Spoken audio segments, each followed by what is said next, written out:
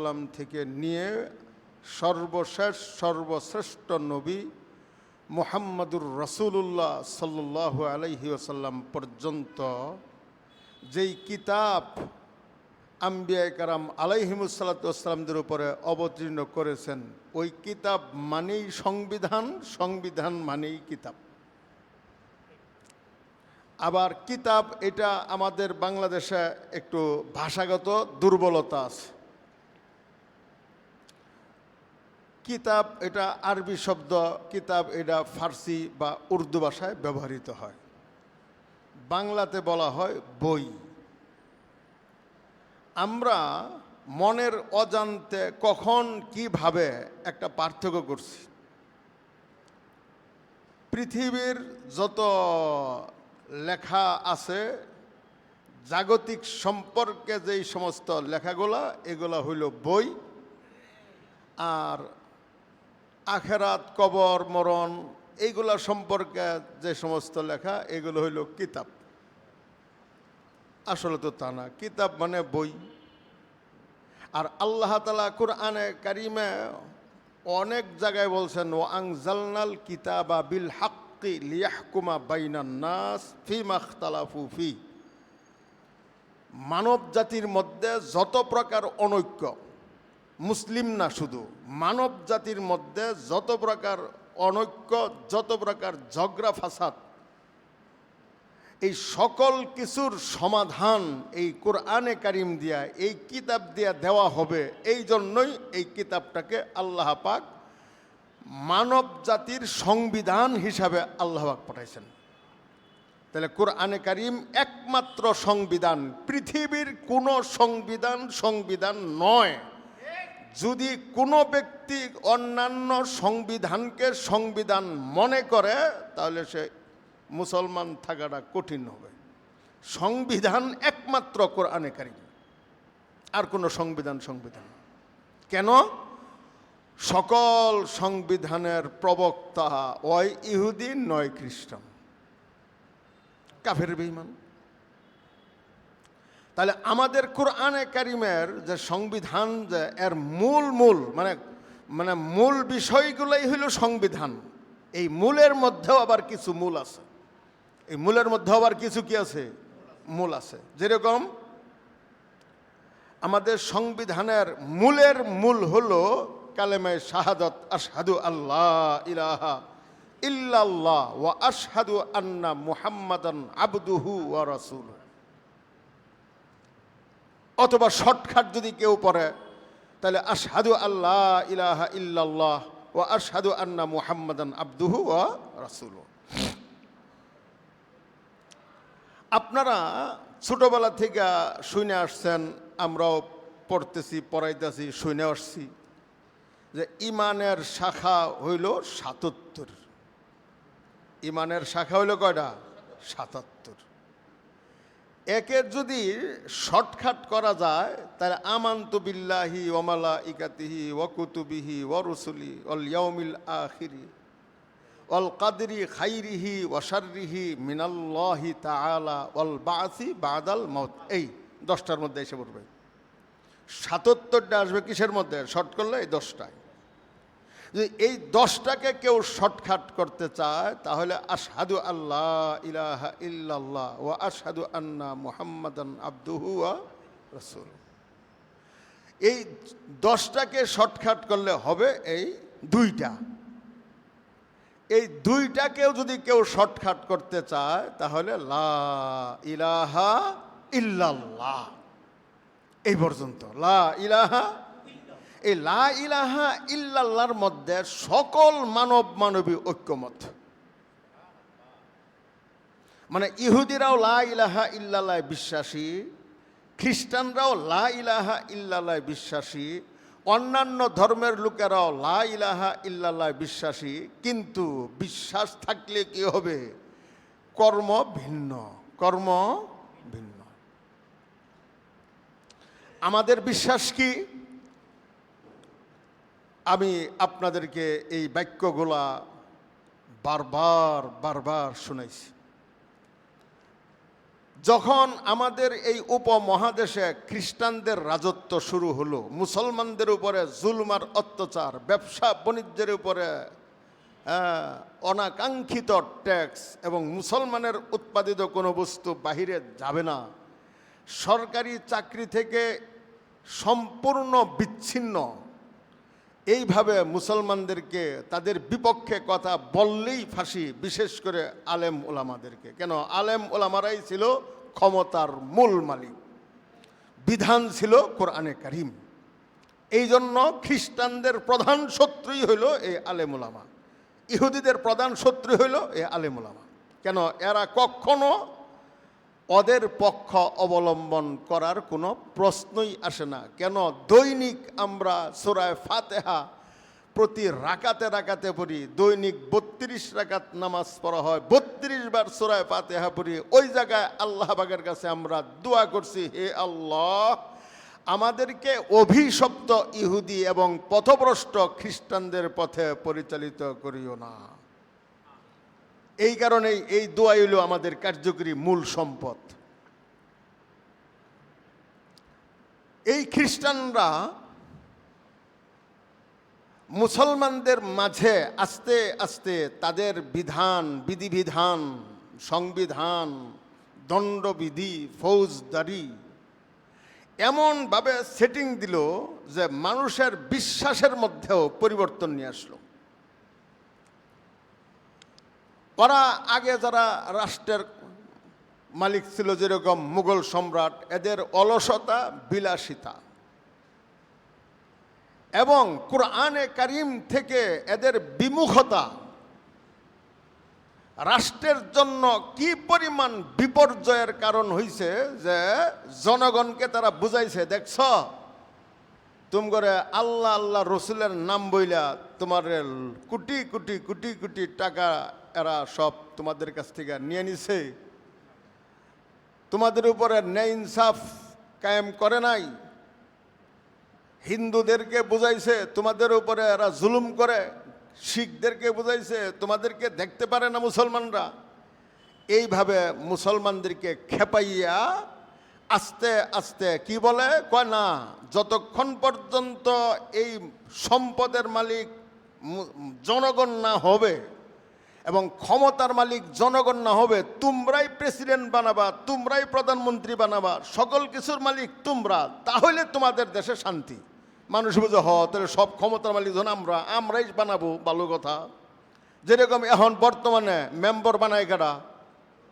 হ্যাঁ, জনগণ না? জনগণের নামে কতক্ষণ আগে জনগণই বানায় না, জনগণের নামে বানানো হয়। চেয়ারম্যান জনগণের নামে বানানো হয়, সংসদ সদস্য, মন্ত্রী মহোদয়, প্রধানমন্ত্রী, মাননীয় প্রেসিডেন্ট পর্যন্ত এরা সবাই জনগণের নামে বানানো হয়, জনগণই বানায়, এটাই নিয়ম। ভোট দেয় জনগণে, জনগণে গণনা করে না, কথা গণনা খায়। যারা গণনা করে এরা জনগণ নয়, এরা তো ভোট দেয় না, এরা জনগণ নয়। এদের উপরে যাদের প্রভাব, তারা ভোট কম পাইলেও জয়ী, না পাইলেও জয়ী। তাহলে জনগণের নামে একটা ধোঁকাবাজি। আসলে জনগণে তো বানাচ্ছে না, টাকায় বানাচ্ছে, ক্ষমতায় বানাচ্ছে, দাপটে বানানো হচ্ছে। কিন্তু খ্রিস্টানরা বুঝাইছে, জনগণ তোমরাই সব মালিক। কৌশলে আমাদেরকে দুইটা বাক্য এমনভাবে শিখাইছে যে এখন এই দুই বাক্যটাই আমাদের ধ্বংসের মূল কারণ। দুইটা বাক্য কি? দুইটা বাক্য হইল যে সার্বভৌমত্বের মালিক জনগণ, সকল ক্ষমতার মালিক জনগণ, আদর্শ যার যার নেতার। আমি এক স্যারের সঙ্গে কথাবার্তা বলে যে, হুজুর, ভূমির মালিক তো আমরা জনগণই, দলিল খারিজ তো আমগর নামেই, রেকর্ড পর্চা তো আমাদের নামেই। আমি স্যারকে উত্তর দিলাম যে, স্যার, আপনি তো বাংলা বিভাগের একজন শিক্ষক, আমি তো হইলাম আরবি বিভাগের লোক, বাংলা সম্পর্কে আমার ওই পরিমাণ আইডিয়া নাই। কিন্তু ভূমি আর ভৌমত্বর মধ্যে তো একটা পার্থক্য থাকার কথা। যেরকম নারী মানে মহিলা, নারীত্ব মানে মাথা থেকে পাও পর্যন্ত যেই যেই অঙ্গটা যেরকম হওয়ার দরকার ওইরকম যদি হয় তাহলে তার নারীত্ব বহাল, আজ না থাকে নারী নহে। ভূমি মানে মাটি, ভৌমত্ব মানে এই মাটির জন্য যাহা কিছু লাগে। এই মাটি হিসেবে থাকতে হলে আসমান লাগবে, তারকা লাগবে, গ্রহ নক্ষত্র লাগবে, সূর্য লাগবে, চন্দ্র লাগবে, বাতাস লাগবে, অক্সিজেন লাগবে, সমুদ্র লাগবে, হ্যাঁ, গাছপালা লাগবে, হাইড্রোজেন, অক্সিজেন, আরও যত প্রকারের পদার্থ সব কিছু লাগবে, খনিজ দ্রব্য লাগবে, তেল লাগবে, আরও যা যা ফসল খাদ্য সব কিছু লাগবে। এই সব কিছু মিললে হইল ভূমিত্ব। সব মিললে কি? তাহলে মানুষ ভূমির মালিক, ভৌমত্বের মালিক। এই আসমান, গ্রহ নক্ষত্র তারকা ব্যাক কিছুর মালিক আল্লাহ না জনগণ? আল্লাহ। তাহলে একটা হলো ভূমির মালিক আর একটা হলো ভৌমত্বের মালিক।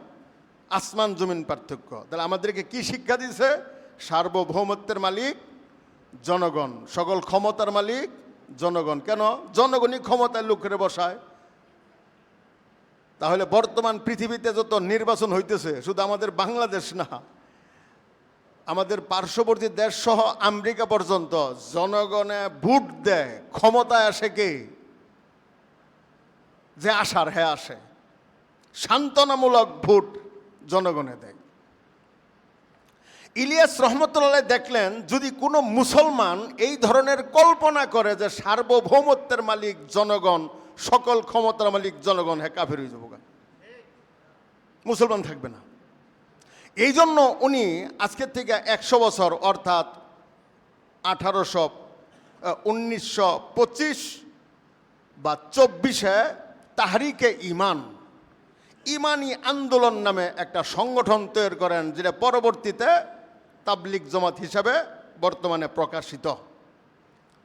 উনি ওই সময় নিজের জানের উপরে মহা সংকট, মহা বিপদ, ফাঁসির রশি ওনার গর্দানের ধারে কাছে নিয়া কালিমার ব্যাখ্যা আমাদেরকে দিছেন।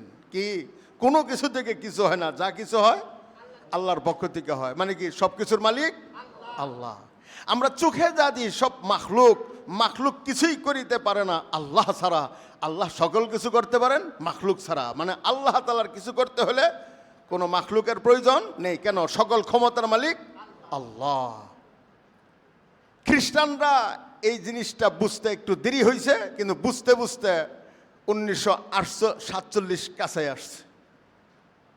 এই জন্য ইলিয়াস রহমতুল্লাহর প্রচার প্রসার পৃথিবীতে হয়ে গেছে, যার জন্য ওনাকে কিছু করতে পারে নাই। কিন্তু ইমানের দাওয়াতটা তো তাবলিগ জমাতের উপরে না, পুরা বিশ্ব মুসলিমের হাতে ইলিয়াস রহমতুল্লাহ আমানত রেখে গেছেন। তোমরা ইমানের দাওয়াত দাও। কি? সার্বভৌমত্বের মালিক একমাত্র আল্লাহ, সকল ক্ষমতার মালিক একমাত্র আল্লাহ। এখন এই সত্য কথা মসজিদেও প্রকাশ হয় না। কেন? ইমাম সাহেব ইমামতি থাকতো না, মাহফিলে হয় না। দুঃখজনক। মাহফিলে হয় না কেন? মাহফিলে হয় না 3 কারণে। আমি আপনাদেরকে একবার বলছি, যদি আপনি স্বনামধন্য বক্তা হন, যে একেবারে মানে বাংলাদেশের শীর্ষস্থানীয় বক্তা, তাহলে আপনার ডিমান্ড আছে, হয় লিখিত নয় অলিখিত। লিখিত 1 লাখ, 1.5 লাখ, অলিখিত 50,000। কম দিলেন আগামীতে আর আপনার এখানে আসবে না। এটা হলো অলিখিত চুক্তি। তাহলে এই সমস্ত চুক্তিবাদী বক্তা যারা, তারা আমার বাংলাদেশের ছোটোখাটো আলেম না, আমগর মতো সলিমুদ্দি কলিমুদ্দি না, তারা সর্বদিক দিয়া অনেক ঊর্ধ্বে। কিন্তু আমি যদি 1 লক্ষ টাকায় চুক্তি করে কোনো মাহফিলে যাই আর গিয়া যদি বলি যে গণতন্ত্র এটা শিরিক এবং কুফরি মতবাদ, এটা খ্রিস্টানদের আবিষ্কার করা, গণতন্ত্রে জিনা ব্যভিচারীকে হালাল করছে, বেপরদাকে হালাল করছে, মদকে হালাল করছে, সুদকে হালাল করছে, হ্যাঁ, ওইরকমভাবে প্রেম প্রীতি ভালোবাসাকে হালাল করছে, ওইরকমভাবে গান বাজনাকে হালাল করছে, তাহলে এবং ছেলে মেয়েরা বালেগ হইলেই বিবাহের উপযুক্ত হয়ে যায়, এটাকে হারাম করছে। কেন? একটা মেয়ে বালেগা হয় 13 বছরে, একটা ছেলে বালেগ হয় 15 বছরে, আর গণতন্ত্রে বলে যে না, মেয়ে 18-র আগে বালেগ না, ছেলে 22-এর আগে বালক না। বাহ, তাহলে হালাল রে হারাম করছে, হারাম রে হালাল করছে। আল্লাহ তাআলা কি বলছেন? ওরা হইল আমার শত্রু, ওদের বিপক্ষে যুদ্ধ চলবে যারা আমার এবং আমার রাসূল কর্তৃক কোনো হারামকে হালাল করে, হালালকে কি করে? হারাম করে। সোজা লাভ যেটা। আচ্ছা, এই ওয়াজটা কইরা যদি কয় যে আপনারা এই 1 লাখ টাকা আমার বক্তা, আমি কয় লাখ টাকা? 1 লাখ টাকা। আমি 1 ঘন্টা ওয়াজ করলে কত দিব? 1 লাখ টাকা দিবে। এখন আমি যদি ওয়াজ মাহফিলে গিয়ে বলি এই ওয়াজটা, আর আপনারা কখনো কোনো দলের পক্ষে থাকবেন না, আমাদের দল একমাত্র হইল ইসলাম, এই ওয়াজ করলে টাকা 1 লাখ দিবে না তারে ওয়াজের থেকেই নামাই দিব? টেহা দিব না। তাহলে আমার কি সত্য কথার দরকার না টেহা 1 লাখের দরকার? না, আমার টেহা 1 লাখের দরকার। টেহা যাতে কোনো কম না হয়, 10,000-ও যেন কম না দেয়, 90,000-ও হবে না। ঠিক আছে কথা? হ্যাঁ। আর যদি আমি মধ্যম শ্রেণীর বক্তা হই, তাহলে আমার ইচ্ছা, আমি কথার কথা ঢাকা গেলাম, কথার কথা টাঙ্গাইল গেলাম, তাহলে আমি ওই জায়গায় গিয়া যদি এই ধরনের বক্তব্য দেই যে খ্রিস্টানদের মতবাদ মুসলমানদের জন্য হারাম, এটাকে সাপোর্ট করাও হারাম। কোনো আলেমেও যদি সাপোর্ট করে তাহলেও ওই আলেমের কথা শোনা যাবে না। তাহলে ওই এলাকাত ওই ওয়াজি শেষ না আরো দাওয়াত আসবে? ওই যে শেষ। কিন্তু আমার তো আশা আকাঙ্ক্ষা থাকবে যে আমি এই জায়গার মধ্যে এমনভাবে ওয়াজ করব যাতে আরো 2-10টা দাওয়াত এখানে আসে। তাহলে 2-10টা দাওয়াতের আশায় ওয়াজ করলে রং ছাড়া, হাসি তামাশা ছাড়া সত্য কথা বলার কোনো অপশন নেই। আর যারা নতুন বক্তা, এরা তো মঞ্চে উঠে আর মঞ্চ দেখাবে, কথা কোন নাকি? ইমাম সাহেবরা যারা খুতবার ইমাম অর্থাৎ খতিব, ইনারা যদি সত্য কথা বলেন তাহলে আমাদের উলামায়ে কেরামদের 99% তারা খ্রিস্টান দ্বারা ধর্মযাজক ছিল। খ্রিস্টানদের যারা আলেম ছিল, ওরা যেরকম রাষ্ট্রীয় কাজেও ছিল না, ব্যবসায়িক কাজেও ছিল না, জনগণরে হাদিয়া তোহফার ওয়াজ করত আর জনগণে হাদিয়া তোহফা দিত, এইটা দিয়ে তার সংসার চলত। আমাদের বাংলাদেশের উলামায়ে কেরামদের মধ্যে আর খ্রিস্টান আলেমদের মধ্যে মোটামুটি পার্থক্য বোঝা যায় কিছুই না। ওরাও নামাজ পড়তো, আমরাও নামাজ পড়ি। ওরাও পর্দা প্রসাদ করতো, আমরাও পর্দা প্রসাদ করি। ওরাও সমাজের মধ্যে সম্মানিত, আমরাও সম্মানিত। ওরা হাদিয়া তোহফা কি পরিমাণ কেমনে নিত? সালমানে ফার্সি রাদিয়াল্লাহু তাআলা আনহু, ওনার হিস্ট্রি আপনারা পড়েন, যখন পারস্য থেকে উনি সিরিয়াতে গেলেন, জিজ্ঞেস করলেন এইখানে কোনো আল্লাহওয়ালা দিনদার ব্যক্তি আছে কি? সবাই বলল যে ওই যে অমুক গির্জায় আছে। কেন, ওই জমানায় মাঝে মধ্যে হঠাৎ 2-1জন ব্যক্তি থাকতো। যেরকম আল্লাহর নবীর জমানো একজন আছিল, খাদিজা রাদিয়াল্লাহু তাআলা আনহার চাচাতো ভাই। ওনাকে দেখাই দিছে এক ব্যক্তির কাছে, উনি গেছেন যে হ্যাঁ সত্যই ভালো মানুষ,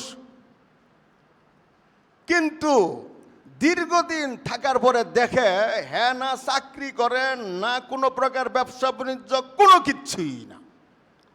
মানুষরে হাদিয়া তোহফার ওয়াজ করে যে এইটা করলে গির্জার এই কাম করলে তোমরা জান্নাতের টিকিট পাবা, ওইটা করলে জান্নাত ফ্রি, আমারে হাদিয়া দিলে তোমার সমস্ত গুনাহ মাফ, আমারে খাওয়াইলে হাসর ময়দানে হাউজে কাউসার পাবা, আমার 1 গ্লাস পানি দিলে আমি তোমারে কিয়ামতের ময়দানে ভুলতাম না। কথা কর না গিলিগা।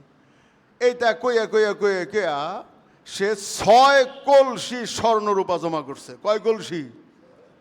জনগণের লেগে লইছে, গরিব দুঃখীদের জন্য আনছে, আইনা নিজে কি করছে? জমা করছে। সালমানে ফার্সি দেখে আশ্চর্য হয়ে গেলেন, এটা কি, এটা আবার কেমনে আলেম হয় কেমনে?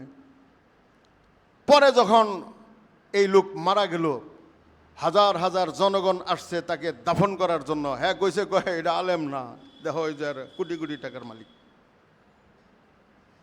তাহলে এইটা যদি হাদিসে ঘৃণিত হয়ে থাকে, বাংলাদেশে আমাদের বর্তমান যারা আকাবিরের লিস্টে আছে, এরকম অনেক আকাবির এমন আছেন যারা সরকারি চাকরির সাথেও সম্পৃক্ত না, এমনকি তারা ব্যবসা বাণিজ্যের সাথেও সম্পৃক্ত না, কিন্তু এই হাদিয়া তুহফা মাদ্রাসা মসজিদের নাম কইরা আলহামদুলিল্লাহ শত শত কোটি টাকার মালিক এই মুহূর্তে অনেকেই আছে।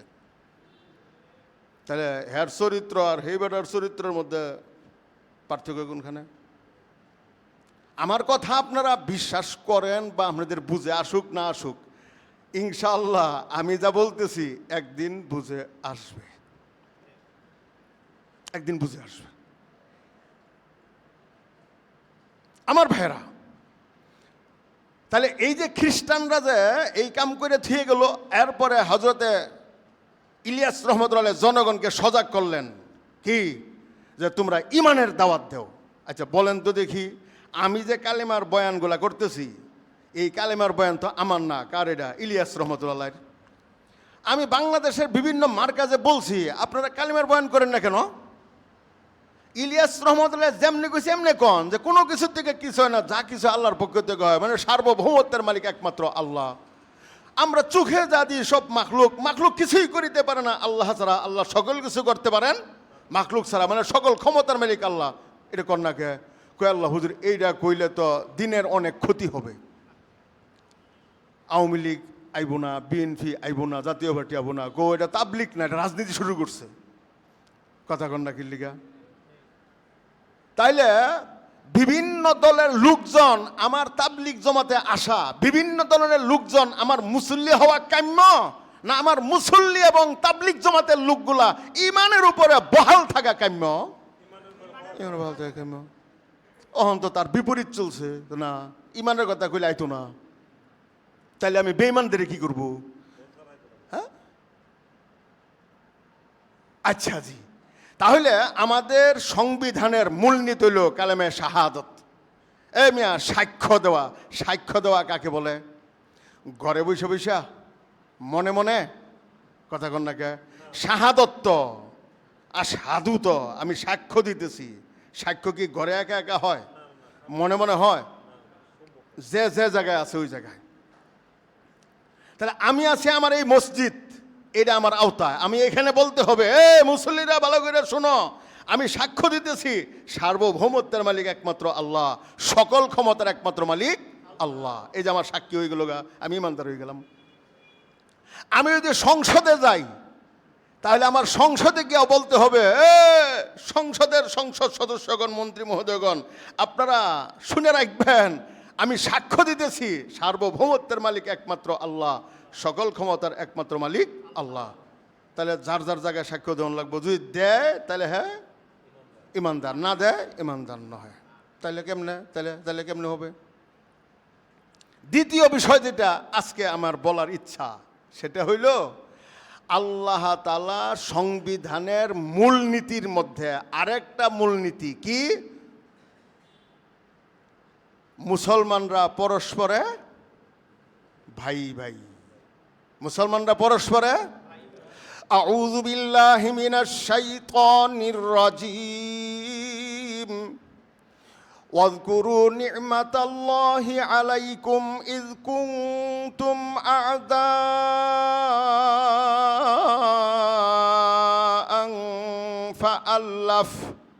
ফাআল্লাফা বাইনা কুলুবিকুম ফাআসবাহতুম বিনি'মাতিহি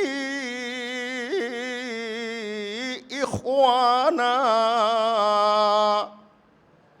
এই যে আয়াতে কারিমে আল্লাহ পাক আরো দুইটা আয়াতে বলছেন যে কি মুসলমানরা পরস্পরে ভাই ভাই।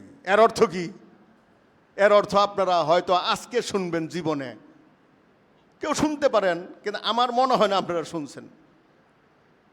মুসলমান এক মুসলমান আরেক মুসলমানের কি ভাই ভাই। এটা তাফসির হিসাবে হাদিস দিয়ে তাফসির করা হয় যে এক ভাইয়ের আঘাত লাগলে ওই আঘাত আমারও। আল্লাহ নবী বলছেন তোমার চোখে আঘাত লাগলে পুরা বডিতে আঘাত। এই নিয়েই আমরা বইলা শেষ, ওয়াজ মাহফিল এখানেই শেষ। কিন্তু এই ইখওয়ানার মূলনীতি যে আল্লাহ তাআলা কোরআনে কারিমে বয়ান করছেন, পুরা পৃথিবীর মুসলমানরা ভাই ভাই, এদের রাষ্ট্র হবে এক, এদের রাষ্ট্রের মধ্যে কোনো সীমানা থাকবে না, অর্থনৈতিক কোনো প্রতিবন্ধকতা থাকবে না। এক রাষ্ট্রের অর্থ যদি অতিরিক্ত হয় তাহলে মুসলিম অন্য রাষ্ট্রে, যে রাষ্ট্রের মুসলমানরা গরিব, এই অতিরিক্ত সম্পদ ওদের কাছে চলে যাবে। কেন? মুসলমানরা সবাই কি ভাই ভাই, এদের রাষ্ট্রের কোনো কি নাই, সীমানা নাই। আপনারা যদি আমার কথা বিশ্বাস না করেন, কারণ এইভাবে শুনছেন না, আজকে হঠাৎ শুনলেন, একটু কেমন কেমন লাগার কথা, কিন্তু আপনারা একটু খেয়াল করেন তো দেখি, মুহাম্মদুর রাসূলুল্লাহ সাল্লাল্লাহু আলাইহি ওয়াসাল্লামের রাষ্ট্রের সীমানা আছিল তো, মক্কা আলাদা, মদিনা আলাদা। হ্যাঁ, হজরতে আবু বকরের রাষ্ট্রের মধ্যে সীমানা ছিল, এই মুসলমানের এই দেশ আলাদা, ওই দেশ আলাদা। হজরতে উমরের জমানায় সীমানা ছিল, এই সীমানা 1877 পর্যন্ত ছিল না।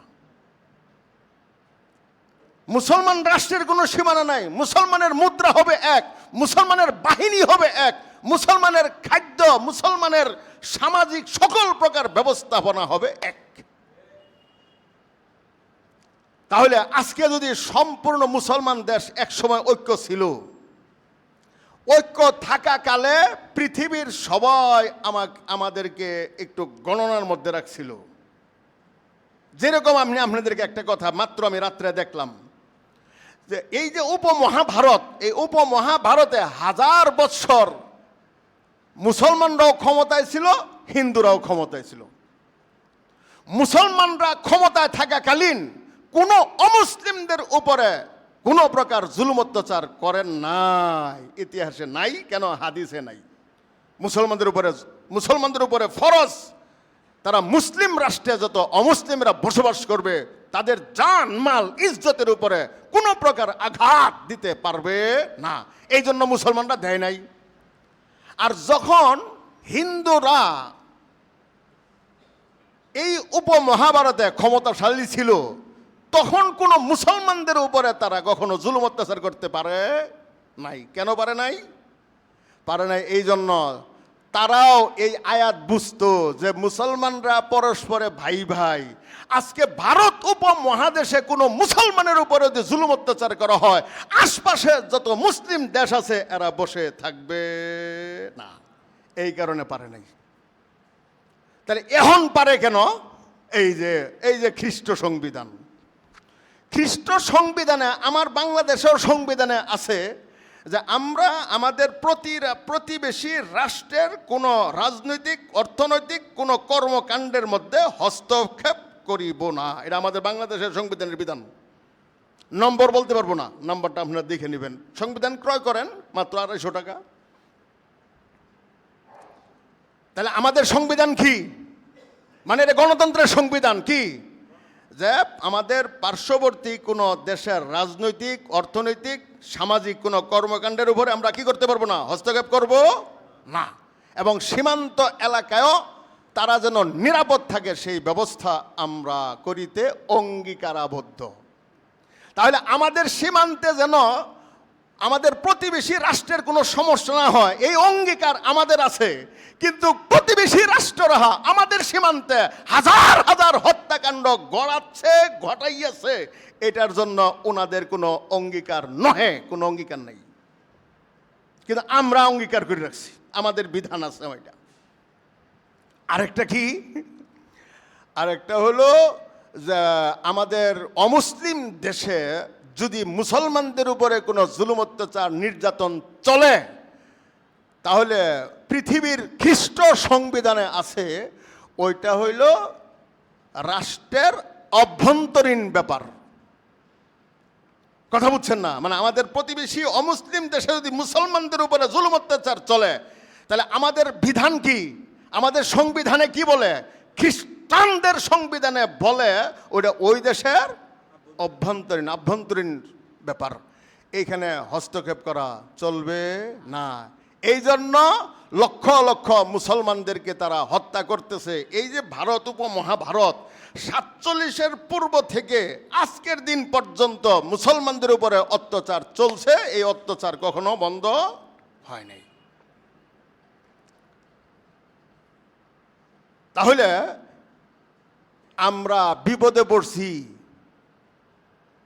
আমাদের ভাইয়েরা বিভিন্ন জায়গায় বিপদে, যেরকম সুমাল, সুদান, ইরিত্রিয়া, এই সমস্ত এলাকার মুসলমানরা কিভাবে অভুক্ত থাইকা না খাইয়া মারা গেছে, এটা আমার নিজের চোখে কাছের থেকে দেখা। আবার এই খ্রিস্টানরা কি করছে, যাতে হঠাৎ করে মারা না যায় এই জন্য 5 দিন 7 দিন পরে পরে, মানে একবারে খাবার যদি বন্ধ করে দেওয়া হয় তাহলে তো মরে যাবো গা, তাহলে তো অত কষ্ট হইল না। এরা 5 দিন 6 দিন পরে পরে বিভিন্ন প্রকারের খাবার নিয়ে দরদ দেখা, আহা তোমাদের কেউ নেই, হ্যাঁ আমরা আসছি তোমাদেরকে খাবার দেওয়ার জন্য, তোমরা খ্রিস্টান হয়ে যাও, এরকম খাবার আরও পাবা। এটা কয়দিন পরে পরে, 4 দিন 5 দিন পরে পরে পানি খাবার নিয়ে আসে, সর্বশেষ তাদের কপালে মৃত্যু। এই পার্শ্ববর্তী দেশ সৌদি আরব, আবুধাবি, দুবাই, ওমান, কাতার, আহা এরা ডাস্টবিনে দৈনিক যেই পরিমাণ খাবার নষ্ট করে, বাড়িতে না, মানে বাড়িতে নষ্ট যেটা করে এটা তো হলো ভিন্ন কথা, যেটা ড্রেনে চলে যায়, এই ডাস্টবিনে যেই ভালো ভালো খাবারগুলা ফেলায়, এই ফেলানো খাবার, 1 বছরের ফেলানো খাবারটা আফ্রিকার গরিব দেশের জন্য 5 বছরের খাবার হবে, যেটা নষ্ট করে। আজকে এই মুসলমানদের সীমানা হওয়ার কারণে আজকে মুসলমানদের কি দুরবস্থা। এই মুসলমানরা দেখতেছে যে আমেরিকা, এটা যুক্তরাষ্ট্র, ব্রিটেন, যুক্তরাজ্য, আর রাশিয়া তো রাশিয়াই। রাশিয়া বৃহৎ একটা দেশ, ওখানে কোনো ফাটল নাই। আমেরিকা বৃহৎ একটা দেশ, যুক্তরাষ্ট্র, কোনো ফাটল নাই। ব্রিটেন ছোট হইলেও তাদের যুক্তরাজ্যের মধ্যে নিজের মধ্যে কোনো ফাটল নাই।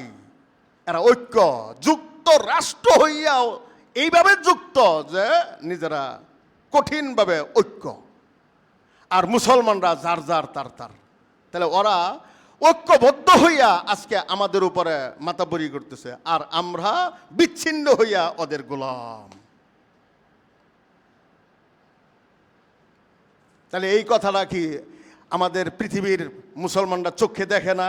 এই ক্ষমতাসীন যারা আছে এরা দেখে না যে ওরা যে রাশিয়ার উপরে হাত দিতে পারবেন? বলেন যে আমরা একটু এই যে উত্তরের সাইড, দক্ষিণের সাইড একটু জায়গা আছে, নিয়ে নেই, পারবেন? হ্যাঁ, চীনেরে পারবেন যে একটু জায়গা নিয়ে গা? চীনের একটা জনগণকে বেরিয়ে মারতে পারবেন এখানে? আর চীন, ফিন, জাপান, অস্ট্রেলিয়া, এগুলার আলাপবাদ, একটা অমুসলিম হিন্দুর গায়ে আপনি হাত দিতে পারবেন না? কেন পারবেন না? এটি আমাদের সংবিধান, যে আমরা আমাদের বাংলাদেশে অন্য কোনো জাতির উপরে কোনো প্রকার কি করতে পারবো না, জুলুম অত্যাচার করতে পারবো না। এটা আমাদের বিধান, এটা ইসলামী বিধানও, আমাদের এই খ্রিস্টীয় বিধানও। কিন্তু ওরা যাহা ইচ্ছা তাহা করবে, বাহ, ওরা যাহা ইচ্ছা তাহা করবে। এই জন্য আমার ভাইরা, সত্যিকারের ইমানদার হইতে গেলে আপনাকে কালেমায় বিশ্বাসী হতে হবে। কালেমায় বিশ্বাসী হওয়া ছাড়া নামাজ, রোজা, হজ, যাকাত যত কিছুই করেন, আপনি মুসলমান হওয়ার পরে যাদের সহযোগিতা করলেন, এই সহযোগিতা পাওয়ার কারণে তারা যত প্রকার অপরাধ করবে, আপনার সহযোগিতায় ওরা ক্ষমতাশালী হওয়ার কারণে ওদের সকল অপরাধের জিম্মাদারি আপনার উপরেও হবে। এই জন্য আমরা আজকের থেকে কালেমা শাহাদত পইরা এই কথা নিয়ত করব, আমরা আর কোনো খ্রিস্টীয় গণতান্ত্রিক দলের মধ্যে আজকের থেকে নাই, মরণ পর্যন্ত ইসলামের পক্ষে থাকব। যদি এইটা কল্পনা করতে পারেন, একিন করতে পারেন, তাহলে মুসলমান। আর না করতে পারেন তাহলে আপনার মৃত্যু পর্যন্ত থাকবেন খ্রিস্টান। মরার পরে 3টা সাদা কাপড় পেছানো হবে, এটা নবীর তরিকায়। আর যখন লাশটা রাখা হবে তখন সর্বশেষ বাটপারি হুজুররা করে দিব কি, বিসমিল্লাহি ওয়ালা মিল্লাতি রাসূলিল্লাহ, মানে ওরে হুতাইলাম আল্লাহর নবীর তরিকায়। আপনি সারা জীবন কাটালেন গণতন্ত্রের তরিকায়, আর হুতাইল নবীর তরিকায়। তো এই ইসলাম বা গণতন্ত্র, এটা কি মরার পরে না মরার আগে? তাইলে আপনি যে মরার আগে যে গণতন্ত্র, মইরা হেরে যে ইসলামে ঢুকলেন, বাহ, কত পাক্কা মুসলমান। আল্লাহ পাক হেফাজত করে। ওয়া আখিরু দাওয়ানা আলহামদুলিল্লাহি রাব্বিল আলামিন। যাদের সুন্নত বাকি 4 রাকাত সুন্নত পড়ে নিন।